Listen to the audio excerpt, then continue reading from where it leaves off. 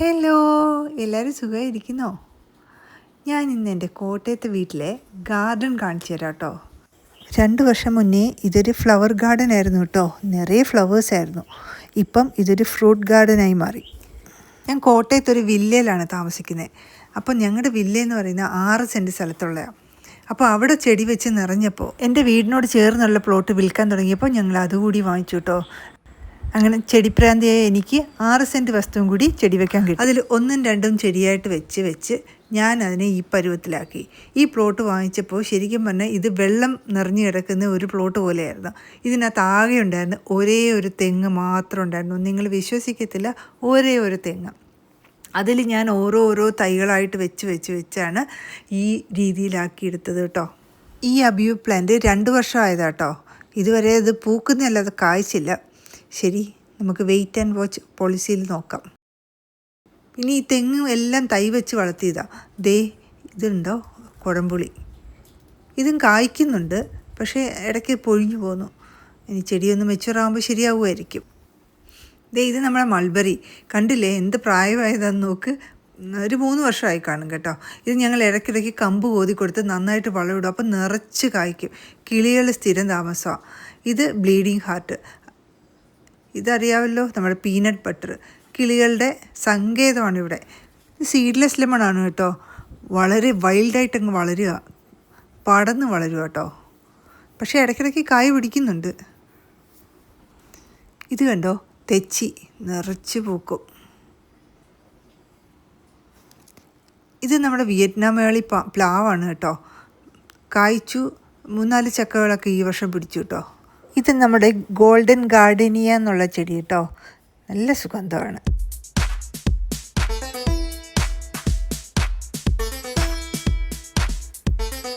പിന്നെ ഈ പറമ്പ് മുഴുവൻ ചാമ്പയുടെ മേളമാണ്. ദേ പല തവണയായിട്ട് പല സെല്ലേഴ്സിൻ്റെ കയ്യിൽ നിന്ന് ഞാൻ വാങ്ങിച്ചു വെച്ച ചാമ്പ കേട്ടോ. ദേ അപാര സുഗന്ധമുള്ളൊരു പൂവ്. ഇതിന് ഞങ്ങളൊക്കെ വിളിക്കുന്നത് ഗന്ധരാജൻ എന്നാണ് കേട്ടോ. വേറെ പേരുണ്ടോ ഒന്ന് കമൻറ്റ് ചെയ്യണേ. ഇത് നന്നായിട്ട് പൂക്കുന്നുണ്ട്, ഒത്തിരി പൂവുണ്ട് കേട്ടോ. സന്ധ്യ കഴിഞ്ഞാൽ ഭയങ്കര മണം അതിന്. ഇത് പവിഴമല്ലി പൂവ് കണ്ടിട്ടുണ്ടോ? വെള്ളയും ഓറഞ്ചും കൂടെ ചേർന്നത്. ഇത് നിറച്ചും പൂക്കും. ഇപ്പം പൂവില്ല. അവിടെ രാജമല്ലി നിൽക്കുന്നുണ്ടോ?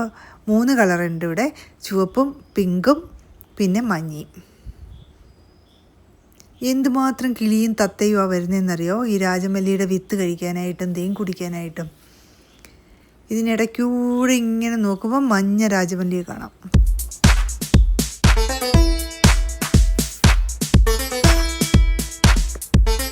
ഇനി ദേ നമ്മുടെ മുരിങ്ങ ഉണ്ടോ, ഗേറ്റിൻ്റെ അടുത്തോട്ട് ചാഞ്ഞ് കിടക്കുവാണ്.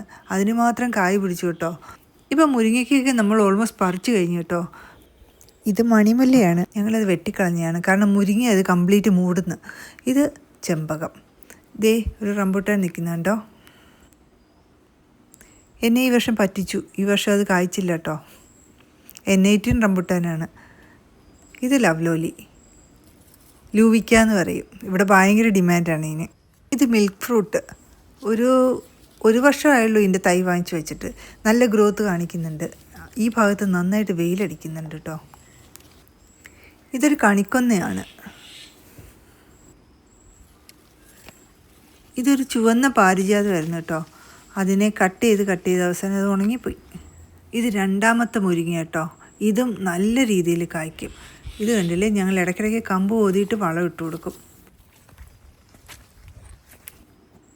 ഇതൊരു അൽഫോൺസ മാവാണ് ഈ നിൽക്കുന്നത്. കായ്ക്കാൻ താമസമുണ്ടെന്ന് പറഞ്ഞു. ദേ നമ്മുടെ നാടൻ ചാമ്പയ്ക്ക. ഇത് വിത്തിട്ട് കിളിപ്പിച്ച. താഴെ നിൽക്കുന്ന എന്താണെന്നറിയോ? കല്യാണ സൗഗന്ധികം. ദേ അടുത്ത മാവ്. ഇതെൻ്റെ ഫേവറേറ്റ് കറിവേപ്പില. ഈ കല്യാണ സൗഗന്ധ്യത്തിന് എന്തൊരു മണമാണെന്നറിയോ? ഇത് അടുത്ത ചാമ്പ. ഈ പറമ്പിൽ ചാമ്പ മാത്രമേ ഉള്ളൂ എന്ന് ചോദിക്കാറുണ്ട് ചിലരൊക്കെ. എന്നാലും കമ്പ് കോതി കൊടുത്ത് അതിനൊരു കൺട്രോൾ ലെവലിലാണ് ഞങ്ങൾ വളർത്തുന്നത്. ദേ വാളൻപുളി. ഇത് ഞാൻ പണ്ട് കാണിച്ചിട്ടില്ലേ വീഡിയോയിൽ, ഒരു ടോർച്ച് ജിഞ്ചർ. അതാണ് സംഭവം. എൻ്റെ ആമ്പൽ. ഞാൻ സ്ഥലത്തില്ലാഞ്ഞ് എൻ്റെ ചെടികളെല്ലാം പോയി കേട്ടോ, സത്യം പറയാമല്ലോ. ഇത് ലില്ലി, റെയിൻ ലില്ലി. ഇത് സംഭവം അറിയാവോ? നമ്മുടെ ബിരിയാണി കൈത. വെള്ളത്തിലിട്ട് തിളപ്പിച്ച് കഴിയുമ്പോൾ മുറി മുഴുവൻ ബിരിയാണിയുടെ മണമാണ്. ഇത് ചുവന്ന നിറത്തിലെ നാരകമാണെന്ന് പറഞ്ഞു. അങ്ങനെ വാങ്ങിച്ചു വെച്ചതാ. ഈ വർഷം കായ്ച്ചിട്ടുണ്ട്. ഇതൊരു ജബോട്ടിക്കാബ, പക്ഷേ അതിന് വെയിൽ പോരാ. ദേ ഇത് കോവലും മുന്തിരിയും കൂടെ ഒരുമിച്ച് വളരുക. ഇത് നമ്മുടെ ഡ്രാഗൺ ഫ്രൂട്ട്. പക്ഷേ ഇത് ശരിയല്ല ഈ വളർത്തിയേക്കുന്നത്. ഇതിന് നല്ല വെയിലുള്ള സ്ഥലത്ത് വേണം. അത് കാരണം ഇതിൽ നിന്ന് വലിയൊരു ഈൽഡില്ല. ഇതൊരു വിയറ്റ്നാം മേളി ചക്കയാണ് കേട്ടോ. ഇത് വിത്തിട്ട് കിളിപ്പിച്ച ഒരു പേരയ്ക്കാണ്. പിന്നെ പലതരം മാവുകളുണ്ട് കേട്ടോ. എത്ര മാവ് വെറൈറ്റി ഉണ്ടെന്ന് എന്നോട് ചോദിക്കില്ല. ഇത് ഗ്രാമ്പു. ഇത് നമ്മുടെ ബേക്കറി ചെറി അറിയാവോ? ആ ചെറിയാണ് ഈ സംഭവം. ഇതെങ്ങനെ പ്രോസസ്സ് ചെയ്യണമെന്ന് ഇനി പഠിക്കണം. ഇത് നമ്മുടെ വയണയിലെന്ന് കേട്ടിട്ടുണ്ടോ? അത് തന്നെ. ദേ സപ്പോട്ട ആകാശത്തോട്ട് വെച്ച് പിടിക്കുന്നുണ്ട്, പക്ഷെ കായ്ക്കുന്നുണ്ട് കേട്ടോ. പിന്നെ ഡ്രമ്മിൽ കുറേ ചെടികളുണ്ട്. ഇത് നമ്മുടെ ബേറാപ്പിൾ നിറച്ച് കായ്ക്കുന്നുണ്ട്. ഈ കുടംപുളി ഞാൻ നേരത്തെ കാണിച്ചില്ലേ? ദേ എൻ്റെ വീട്. ഇത് അടുത്ത മാവ്. അധികം കായ്ച്ചില്ല, പക്ഷേ കിട്ടിയ മാമ്പഴത്തിന് നല്ല മധുരമായിരുന്നു. സാൻഡ് പേപ്പർ വൈൻ എൻ്റെ ആത്തച്ചക്ക കംപ്ലീറ്റ് കവർ ചെയ്തു കേട്ടോ. Rain forest plum.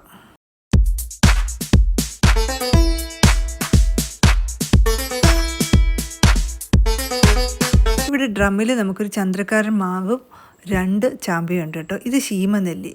ഇവിടെ ഭയങ്കര ഡിമാൻഡാണ്. അത് കാരണം ഞാൻ ശീമനെല്ലി നട്ട് വളർത്തിയിട്ടുണ്ട് കേട്ടോ. ദേ ഇത് എന്താണെന്ന് ചോദിക്കില്ല. ഇത് തായ്ലൻഡ് മാവാണ്. ചട്ടി വെച്ച് നട്ട് അവസാനം ചട്ടിക്കകത്ത് തന്നെ ഇരുന്ന് ചട്ടി പൊട്ടുകയും ചെയ്തു. എന്നിട്ടും അത് നന്നായിട്ട് കായ്ക്കുന്നുണ്ട്. ഇടയ്ക്കിടയ്ക്ക് ഞങ്ങൾക്ക് പഴം തരും. അടുത്ത റംബൂട്ടാൻ. അതിൻ്റെ കൂടെ ഒരു ജപ്പാൻ പേരയുണ്ട് കേട്ടോ. ദേ എൻ്റെ താമരക്കുട്ടികളെ കണ്ടോ? ശരിക്കും പറഞ്ഞാൽ ഈ പറമ്പ് മുഴുവൻ താമരയായിരുന്നു. താമരയും ആമ്പലും എന്ത് ഭംഗിയായിരുന്നു എന്നറിയോ? പണ്ട് ന്യൂസ് പേപ്പറിലൊക്കെ വന്നിട്ടുണ്ട്. ഇത് എൻ്റെ 2ാമത്തെ മാങ്കോസ്റ്റീനാണ് കേട്ടോ. ദേ സാൻഡ് പേപ്പർ വൈൻ. ഇത് എൻ്റെ ആത്തിച്ചക്കയെ കംപ്ലീറ്റ് ആയിട്ട് കവർ ചെയ്തു. എന്നിട്ട് ആ ഏരിയയിൽ ഒരു ചെടിക്കും ഇപ്പോൾ വെയിൽ കിട്ടാതായി. അതിനെ ഞാനൊരു തീരുമാനമാക്കും. ഈ പറമ്പിലോട്ട് ഇറങ്ങാനായിട്ട് ഞങ്ങളൊരു കുഞ്ഞ് ഗേറ്റ് വെച്ചിട്ടുണ്ട് കേട്ടോ. ഇത് ബൊഹീനിയ. എന്ത് ഭംഗിയാണ്! എനിക്ക് ഭയങ്കര ഇഷ്ടമായ ചെടിയാണ്. ഞാൻ ഒരു കമ്പ് പോലും വെട്ടിക്കളയുന്നില്ല. ഞാൻ ഡോക്ടറാണ് കേട്ടോ. ഐ സ്പെഷ്യലിസ്റ്റാണേ. ഇപ്പോൾ ഒമാനി വർക്ക് ചെയ്യുന്നു. ഡോക്ടർ ആയില്ലെങ്കിൽ ഞാൻ ഏത് ജോലി ചൂസ് ചെയ്യുമെന്ന് വെച്ച് കഴിഞ്ഞാൽ ഞാൻ ഉറപ്പായിട്ടും അഗ്രികൾച്ചർ എടുത്തേനെ. BSc agriculture. കാരണം കൃഷി എന്ന് പറയുന്നത് എൻ്റെ പാഷനാണ്. കൃഷിയിലുള്ള ഇൻട്രസ്റ്റ് എനിക്ക് എൻ്റെ അച്ഛനിൽ നിന്ന് കിട്ടിയാണ് കേട്ടോ. അപ്പോൾ എങ്ങനെയുണ്ട് ഫ്രണ്ട്സ്? വീഡിയോ ഇഷ്ടമായോ? ഇഷ്ടമായാൽ എൻ്റെ ചാനലൊന്ന് ലൈക്ക് ചെയ്യും, സബ്സ്ക്രൈബ് ചെയ്യും, കമൻറ്റ് ചെയ്യുകയും ചെയ്യണേ. അപ്പോൾ ബൈ ബൈ. ഇനിയും കാണാം കേട്ടോ.